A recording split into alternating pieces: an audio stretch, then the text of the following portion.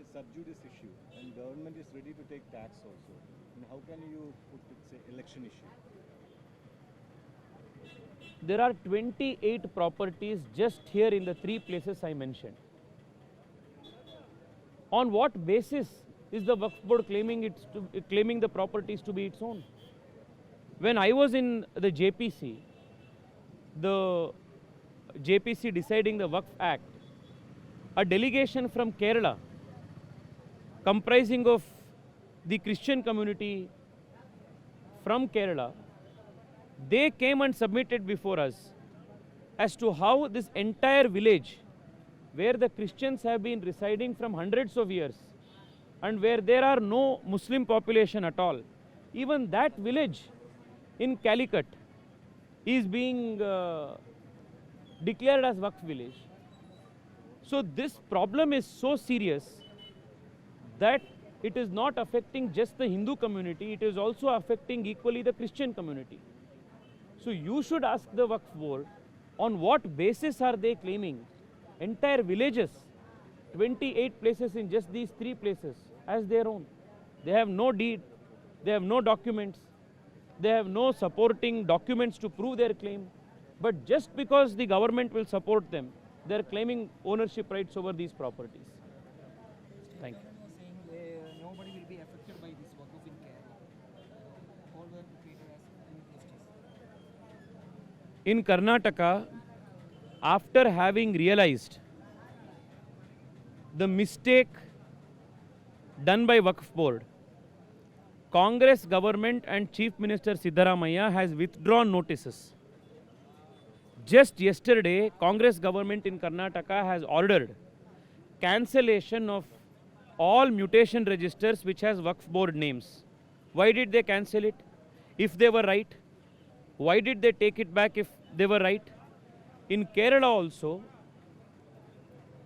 did UDF and LDF not pass a resolution in assembly to support Waqf? Why are they doing this? They are doing this because they want to protect their Muslim vote bank. And what is Waqf board doing? Whether it is in Karnataka, whether it is in Telangana, Tamil Nadu, Waqf board is claiming entire villages, hundreds and thousands acres of land to be its own.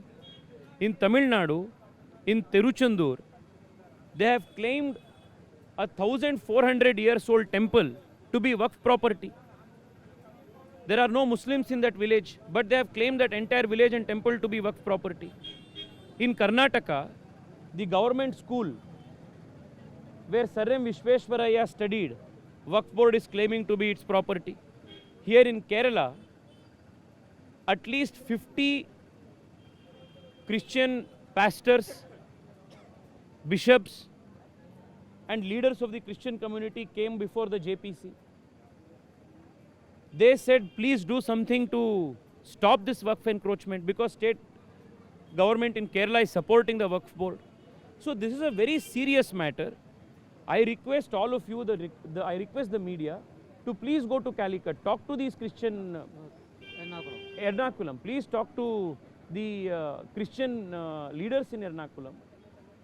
Go to Nurani, go to Dhoni, talk to these people who are being affected by this.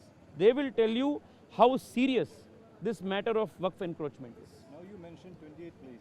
And do you have any evidence to substantiate your allegation? Because the government is saying that there is no property belongs to Waqf board in Palakkad. The minister itself said that. But why is the Waqf board claiming it? You should ask this question to Waqf board. It is not my case that Waqf board has property. Waqf board is claiming that they want properties. You should ask Waqf board, on what basis are they claiming? Do they have any sale deeds? Do they have any orders of grants? Do they have records of using this place from hundreds of years? They have none of these things, but they are claiming properties to be their own. You should ask this question to Waqf board. On what basis are they claiming? Not just in Palakkad, on what basis are they claiming Ernakulam? You should ask these questions. Don't you think this will divide the community when you putting? Why are they claiming lands which do not belong to them? Is this not attempt to claim the properties of different communities? Is this not land jihad? Why are they doing this? Will you be okay if tomorrow Waqf board comes and claims your property, your house to be Waqf property? Will you be okay with it? In Karnataka, farmers who have only 1 acre, 2 acre lands, and they have been tilling that land from generations. Their forefathers are buried there. Waqf board has today come and claimed that land to be Waqf land, and government has already changed the mutation register in the name of the Waqf board. Farmers in Karnataka have committed suicide. Do you want that to happen in Kerala?